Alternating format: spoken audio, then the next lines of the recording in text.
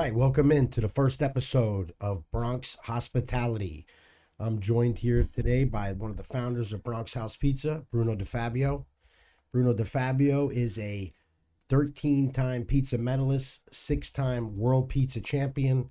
Bruno's opened up over 30 restaurants all over the world, including London, Jordan, and all over the United States of America.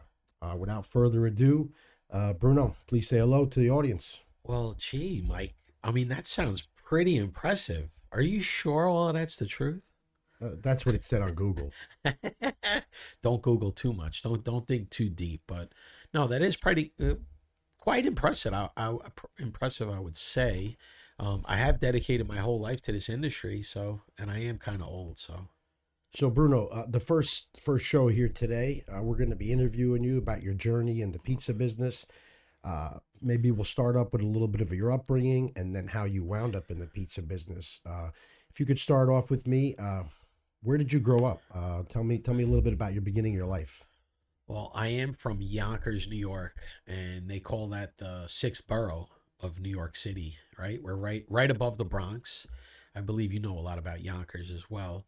Um, I am the product of immigrant parents that divorced when I was two. So my mom raised me in a basement apartment in Yonkers, and my mom, um, my mom was interestingly enough, my mom was deprived of oxygen when she was born. So my mom has a very low IQ. My mom is like has an IQ of like 75, and she never held a driver's license. She took the bus everywhere, and she was a factory worker in Yonkers. And I guess you know, trying to make my mom trying to help my mom to make ends meet, I started working in the restaurant business. And basically that's, when I was very young, probably 11 or 12 years old. Wow. When did you realize that your mom had I Oh, guess, the condition or her situation? How old were you? wow, Mike. So honestly enough and embarrassingly enough, I think I was about 40 years old. I'm not kidding. So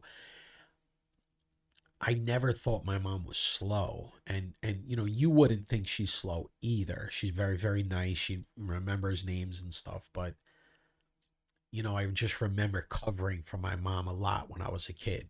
Um I just thought maybe my mom didn't get it or my mom wasn't good at things, but like I remember my mom wrapped a gift for my third grade teacher, and it wasn't wrapped really nicely. And I told my third grade teacher when she made a face, I was like, "Oh, I wrapped that myself." Oh, So little things like that I remember, from when I was a kid. But my mom did the best she could. She worked over 25 years at the same job. I know Mama because she's bilingual. I've met her. She speaks fluent Italian. Obviously, being from Italy, she speaks obviously English. And yeah, you're right. In the couple times I've met her, never got that impression of her. But how about your father? Tell me a little bit about your father. So, well, you've met my dad too.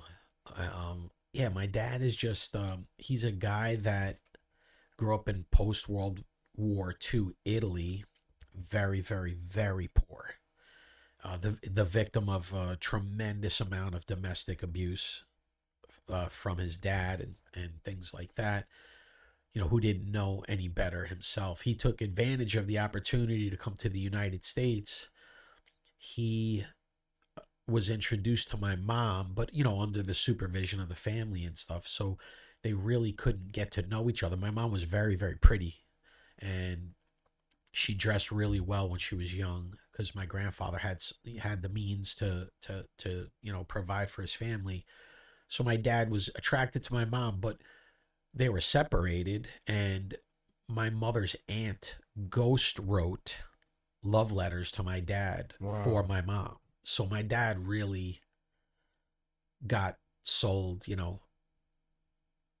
goods that were damaged. Really, he really didn't. My mom wasn't writing those love letters to him. So when they were formally married in Italy, he really had no idea who my mom was. And my mom was slow. My mom was slow and damaged goods, so to speak. So my dad just wanted to come to the United States. That was his ticket to come to the United States. And my dad was very um, gauche, let's say, not one to leave a morsel on the plate. He just, you know, took advantage of everything, and Gavone. he was a gavon. He was a gavon. But yeah, my dad, yeah, he mixed it up with the wrong type of people, let's say. All right, so to keep it moving along, so you grew up in Yonkers, New York. Your mom works in a factory. She doesn't have a driver's license. I'm assuming your dad really wasn't in your life as much as your mother. He was obviously they split up, and back then that was a little bit of a different situation than it is today. So okay, education wise, you're I'm assuming you're in high school. What happens after high school? Okay, so yeah, after high school, I just wanted to be independent, and I worked my restaurant job. Mike, I was 18 years old. I was making 800 bucks a week. And Wow, just think about it. Like, that's a lot of money. That's a decent wage now. So 18, that's like, 35 years ago, something like it's that. 1987. Yeah, I'm making 800 bucks a week. So I self-financed my education. I went to St. John's University for a year and a half, and I worked every single day, every day. Had my own little basement apartment, so to speak. But it wasn't the best. I didn't have a lot of guidance, so I failed out of St. John's, and I traveled the country with a couple buddies. We went, city to city, and we found jobs and things like that. But I came back. I finished my education at Stony Brook University. I'm a big proponent of the university system, as you know it, Greek life and everything else. I promote all of the young kids that work for us. Even though I want to create disciples for Bronx House Pizza, I do stress in education for everybody, and you know how big of a proponent I am of that. I think it really shapes who the individual is, or helps to bring what's inside of an individual out. So tell me, who was okay? You're in the restaurant business. Who's a mentor of yours that kind of got you to think, hey man, I can do this. I just don't have to be a player or a soldier. I Wow. can actually lead the army. I could do this on my own. Because what I've noticed in the past is that people that I remember my uncle Gene said to me one time. He said, this is recently. My dad's passed away 22 years ago, and he said to me, "Wow, your dad would be so proud of you today if he's seen all your accomplishments." He said, I wish my dad would have pushed my brothers and sisters to take a chance. We were taught Wow. get a civil service job, and not that just I have nothing but respect for that. One of my uncles, the same Uncle Gene, captain of Yonkers Fire Department. His sister, my aunt Karen, she was a sergeant in the Manhattan Police Department. My uncle, he was also a Yonkers police officer. My mom was a homemaker, and my aunt Teresa as well. So all of them kind of did I want to say the safe route, a more conservative safe route. Who was it that kind of sparked you to have the guts and the grit to take a chance? Because we know that's really scary. Wow. Yeah.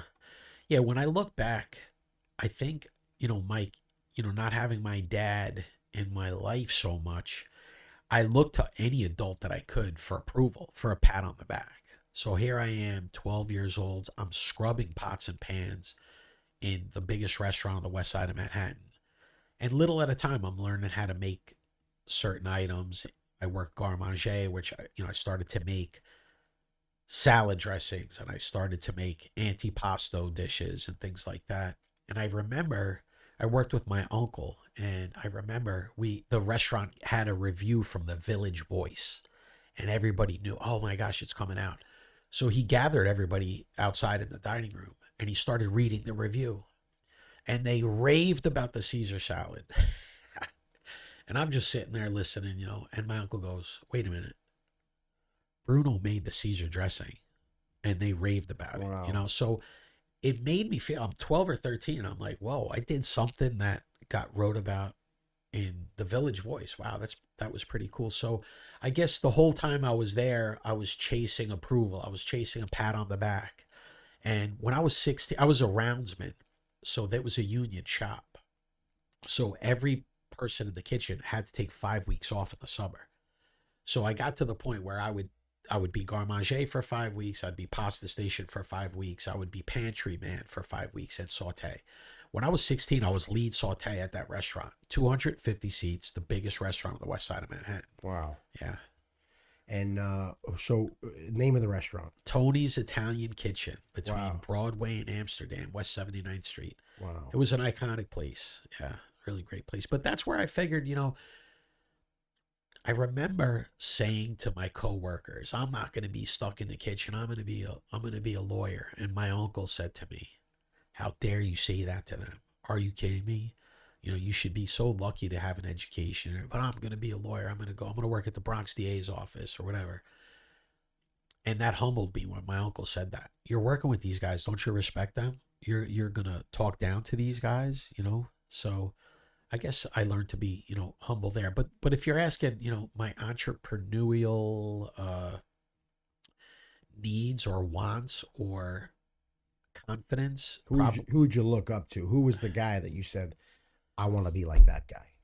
it was definitely my uncle Angelo. He 8 years older than me. He went to culinary school. He's masterful at what he does. He runs some of the greatest restaurants in Westchester County, New York. And yeah, he definitely, like an older brother, took me under his wing and really showed me a lot about hospitality for sure. And this is mom's side, if I'm not Yes, mistaken. my mother's youngest brother. Yes. I've met Uncle Angelo Yeah. before. Ah, that's interesting. So let me share. I want to keep it moving along, but give me, every restaurant that I've worked at or every restaurant that I've owned. Is there a story that stands out? Is there something you could tell me about Tony's that is like that would kind of resonate with the audience? It could be something to where, was it an incident with a customer? Was it a famous person that come in? Was it a fire in the kitchen? Tell me something that, like, Oh, what is the story for Tony's? oh my gosh. There's a lot. I know I've shared a lot with you. Huh. So Tony's was my grandfather's restaurant. I really didn't start working there until after my grandfather passed away. Oh wow. Yeah.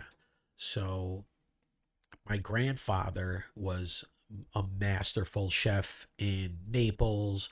He could have, rode on his own successes and stayed in Italy, but at the age of 40 he came to New York with his kids to give his kids a better life. So he spoke no English. He was a workhorse in the kitchen, and every day he'd like to take a little nap in the restaurant. He'd work all day prepping, and then he'd like to go lay down in one of the booths. And he chose a booth that was kind of out of the traffic of where a customer would go, but lunches were dead there. So, he would be able to probably nap till about 5 o'clock and then wake up and then go into the kitchen and finish his night. But there was this customer that would come in around 3:30 or 4. Like, what an unusual time to have dinner. And that's where a lot of the staff would be off or on break. And this guy wanted to sit. It was table 8 and 9. 8 and 9 was a booth that was kind of out of the traffic path of the customer. And this customer wanted that table. Him and his girlfriend, or his wife, I believe it was. And it would disturb my grandfather. So they would wake my grandfather up gingerly and say, "Oh, the guy's here." My grandfather would be pissed. And he would walk back to the kitchen kind of like cursing because he would have to go prepare the meal or whatever. But my grandfather would come home and tell us about this guy. He called him a capolungo. You know what that is? No, I don't. Tell me what that means. So capolungo, loose translation, just means like long-haired, like the long, but it's a derogatory term for like a long-haired drug addict, loser type guy. Got it. So this long-haired freak, and he would make fun of the guy's girlfriend. She was very, very pale white, Faccio brut. faccia brute, and like really white, and like he would like do his impression. My grandfather would do great impressions. He was really good at that. And he would do impressions, and he'd have everybody laughing about it. Although he got his balls broken, the guy actually really loved his food. So, interrupted so many times, but I don't recall the date that it was. My grandfather was very big in the social club, like after work or on his night off, he would go to the social club on Park Hill Avenue in Yonkers, which is a real Italian American neighborhood. They'd go and play cards and stuff. And he was at the social club. I'm gonna guess it was December 1980 or something, and they would have the Channel 7 news on, and he's looking at the TV, and he's like, That's the Capolungo. The Capolungo's on TV. Wow. And the Capolungo was shot dead in Upper West Side of Manhattan. You have any idea who Capolungo was? Tell us. Tell us. Capolungo was John Lennon. Wow. So all those. And he never knew. And he was shocked to see. And that's why. So John Lennon would come at those weird hours so he wouldn't be accosted by any fans. And it was Yoko Ono, his girlfriend, Wow. who And my he would grandfather. want that booth that was kind of hidden. Just Because in if a case somebody customer could- came that in, a makes customer sense. wouldn't see him either. Wow. And so my grandfather was serving John Lennon all those years. And he was miserable to do so. He hated him. Yes. But he couldn't believe that that was Capolungo. Wow. Yeah. That is a great story, man. Yeah. So, all right. So you, just to recap, born in Yonkers, immigrant parents, kind of mentored by your uncle and your grandfather, was in the restaurant business, did roundsman.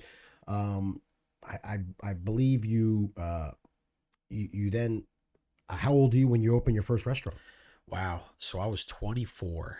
And I'll tell you, Mike, I was interviewing with Bank of New York. Bank of New York. Not for a great job, for a job that paid 20 grand a year. And here I am making $800 a week, hustling in the restaurant business. And I was going to take a job making $20,000, having to take the train into the city every day, with the hopes of, it was a pretty bad job market. So I was able to. So this is what, 1993? Yes. Okay. Yeah, 93. I'd graduated in 92. I was looking for a job for a year, but still hustling, working in the restaurant business. And I stumbled upon a restaurant that was, dilapidated. It was closed. And I was able to purchase it for $13,000. Wow. Yeah. And the direct competitor of that restaurant was Italian Village. And they were busy. And I mean busy, busy, busy place. And I went there and I stood online during a lunch. I was just ordering a couple slices of pizza, and I remember this big slob behind the counter, and he's treating people with indifference, like, yo, 2 slices, buddy, yo. Not kind at all. Just a real New Yorker. A real New Yorker. And I said to myself, wow, you know what? I know I could make a mark in this town if I just treat people with respect. And I really mean that. Like, Where's the town? Scarsdale, New York. Wow, big money, big So money. I stepped in shit, right? Okay. So I'm in Scarsdale, of all of the places I could have been. So Scarsdale, obviously, like, without me talking so eloquently, my customer lives in Scarsdale. High disposable income, dual income families, households with children still living in mass Really amounts wealth. and wealth. Old People, money. old money, people willing to pay, Yep. but a customer that was definitely a sharper customer, was willing to pay for something that was of good quality and receive good service. And we opened up our first week that we opened there, we did $2,000 in business. That's scary. So scary, right? $300 a day. Yes. And on Saturday, I'm getting ready, gear up for Saturday. We did $400 on Saturday. And I'm like, whoa. But we opened, I think, at the end of January. And by the time March rolled around, we were doing $10,000 a week. Wow. So I had started making, a pretty good living. 2 or 3 years in, I'm making an excellent living. And yeah, wow, what great confidence. Like you've experienced the same, like working for yourself, and then all of a sudden you're making this great money. It's a labor of love, though, so to speak. My father always said, once you work for yourself, you could never work for anybody again. Wow. And, my dad being gone 2 decades, I'll never forgot that. And I couldn't agree more with my dad now. It's just something about waking up every day, springing out of bed, knowing that you're in charge of your own destiny. It sounds like you were in a market where, I mean, me being from Yonkers, New York as well, I moved to Florida when I was very young. I actually moved to Florida the same year you opened that restaurant. Oh, So my 1993, I moved to Florida. But there was a pizzeria on every corner in New York. I mean, everybody has good pizza. Everybody was Italian American back then, if not straight off the boat Italian. It sounds like you said you were going to capitalize on the customer experience and the service, because I'm sure the Italian Village had good pizza. I'm sure they had a good product, but it sounded like you saw you saw a pathway to say, hey, man, I can make the customer feel special. And that is people like to be recognized. When I walk in a place, what's funny is people still think I'm straight off the boat New Yorker when I'm in the South. Like I love Savannah, Georgia. I fell in love with Savannah. There's a coffee shop right in Chippewa Square where they filmed Forrest Gump. And I would go into this place, real hippie place. I mean, everybody making coffee has blue hair. Scad's a very like, artsy school. I kind of don't fit in there. I mean, clearly I don't fit in. They thought I was like straight from Brooklyn. And I got to tell you, I was going there every day for like 5 days. And by the fourth or fifth day, they knew my coffee. They couldn't believe I was a gentleman and I wasn't just some like roughshod New Yorker. It's because I've been in the South long enough, by the way, now in that act. But it's funny because I've already been a restaurateur for 20 years. They made me feel special. And I wound up ultimately buying a house in Savannah. The vibe, the Southern hospitality, the way they treated me. And to this day, although I probably spend, if I'm lucky, 20 to 30 days a year in Savannah, when I walk in there, they know who I am. And I got to tell you, it's like magic when people know who you are. It makes you feel good. And I have my buddy with me, and I think that's a big part of what you're telling me you were able to do at Amore was the name, if I'm not mistaken, Yes. on Weaver Street. On Weaver Street, Yeah. Scarsdale. Wow. How many years did you have that store? Wow, Mike, I had it over 20 years. So Wow. that's for me, that's the goose that laid the golden egg.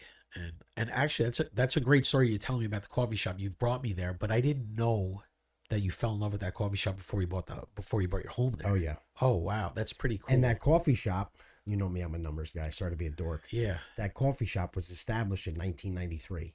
No way. Yeah, Huh. and it's kind of weird because every time I go there, the staff is so attentive. But I got to tell you, there is a miserable owner there. She is miserable, and I tease my family. I says I'm gonna own this place one day. We spoke the last time the episode about a manufactured line. Yes. So this has a manufactured line, I guess, and I don't know if it's on purpose.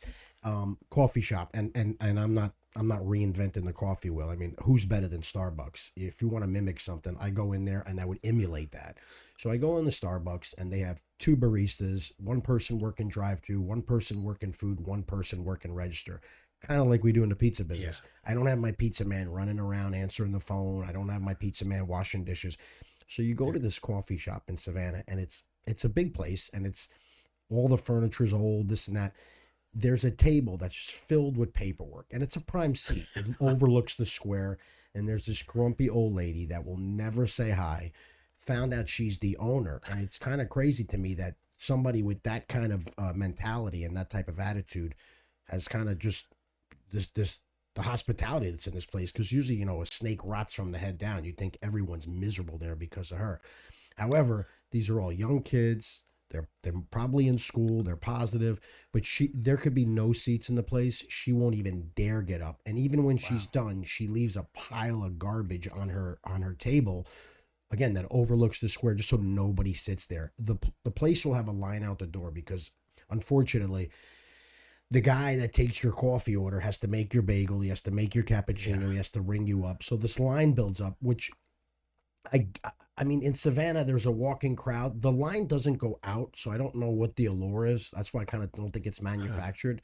But if put everybody on station, you'd pump out the line. If you're a local and you live there, you could never get a coffee there in the morning You because can't you just count won't on go to work. Yeah, he'll be late for work. Correct. So no efficiency, nothing like what we talk about in our day-to-days about getting things that, like what you said, like we put people in a position to win. The pizza maker's just making pizza, the order taker's just taking an order. So they're taking the order and then they're making it, so that's not efficient.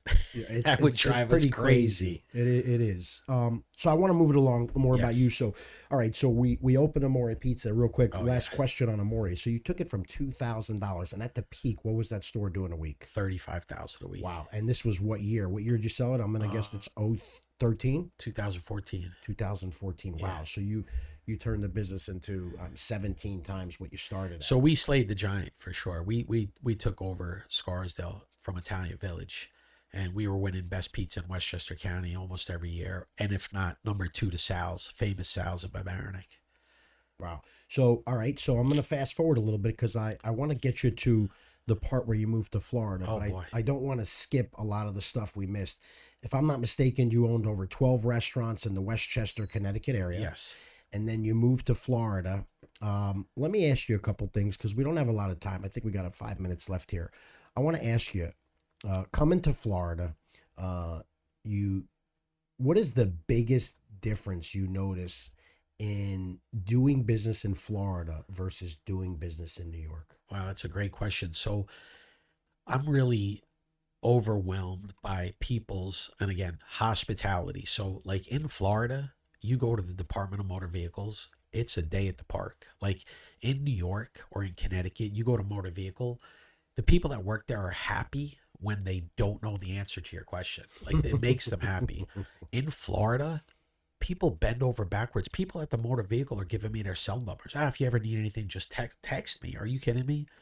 Everything here, it's just it's a my pleasure attitude, and that's across the board. No matter where I've gone, people are just very friendly. But as far as doing business here, Florida is definitely pro business. I didn't choose to move to Florida, Mike. Even though I had you here and you and I collaborated on one place, we were very weary to collaborate because we had both been in the pizza business forever and we did not want to ruin our friendship. But Florida, what we did in Florida is just unheard of. The success that we've had, the numbers that we do, the communities that appreciate us and have embraced us. So it's just, Florida kind of chose me. I didn't choose Florida. Florida's been absolutely amazing to us. And I've had some hard times in my life and where I was in a position where, you find religion when you're in a tough spot. And Absolutely. I was in a position where I was praying every day for God to at least, let me take care of my family, let me have enough just to put a roof over the head and put them through school and to put meals on the table. But, God gave me an abundance when I came to Florida, and I'll never forget that. Florida's been amazing. You know what's it's funny you say about the Florida people at the DMV and everywhere else. I've noticed such a change in you, and I'm not blowing smoke when I say that. When you got here, I remember I kind of warned you. You were a brash New Yorker, which there's nothing wrong. We still have that in us, but you evolved. You realized that you you couldn't conduct yourself the way had to conduct yourself in New York. I've noticed such a shift in you. You've always been an empathetic guy, but you have much more patience right now. You don't have to.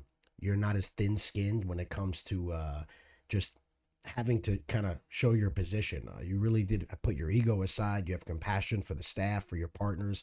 I've seen a different side to you since you've been down here. So welcome to Florida, by the way, because let me tell you, it's a better life. We're gonna live longer down here. I don't miss New York. I go back to New York for funerals and weddings, and I got to tell you, New York's just not for me anymore, and the people aren't for me. I'm not saying, listen, I've heard the old saying like, California people are nice, but New Yorkers are kind. And somebody gave me the example where if you get a flat tire, somebody from California will stop, they'll roll down the window and say, "Hey man, so sorry man, hope your day gets better, positive vibes sent your way." The New Yorker stops, rolls down his window, calls you an idiot, "What's wrong with you?" Gets out and changes your tire. Yeah. So it's kind of, but Florida, I kind of say we're kind of in the middle. And, we're not going to call you an idiot. We're going to send you good vibes, but we're also going to change that tire. And I love being down here. I've loved to see a change in you. Florida's been good to us. That's to say the least. It's been very good to us. Yeah. But we're not taking bows yet. I mean, No, plenty we're plenty just left getting to do. started. We're this is our 6 year in, and we're going to be at 13 units by at the minimum 13 units by the end of the year, Yeah. possibly Maybe more by the the way end of the you go. summer. Yeah, the way you kill me. Um, wow. So what can you wrap up about Florida? I know we're running short on time. Tell me what do you where do you see yourself in a few years in Florida? What do you want to do? I mean, do you ever see yourself going back up north permanently? No, no, definitely Florida definitely is my home. Moving forward, I really do feel like we've bought into this idea that and it's not bullshit. Like we're creating jobs, that pay very well. We're changing people's lives. We're turning people into entrepreneurs. We're taking our disciples, so to speak, and we're making them owners of restaurants. We're teaching people how to maneuver in life as businessmen. We're also, it's contagious what we're doing with, the philanthropy that we do with giving back to the community. Last night we cooked for St. Francis Homeless Shelter. We do that once a month. We hold all of these galas, and we do 100% of sales, and we're very, very generous with the money that we generate for people that are less fortunate, for the Salvation Army food drive. And we're teaching a lot of children and a lot of adults how easy it is to do service to the community, and that's not BS.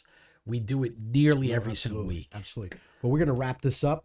This is obviously our first episode of Bronx Hospitality. We're new to this, so be patient with us. It's a lot to cram into a little bit of time. I want to thank Brew. Obviously, me and Brew will be here every week, but in the future, we'll be bringing guests.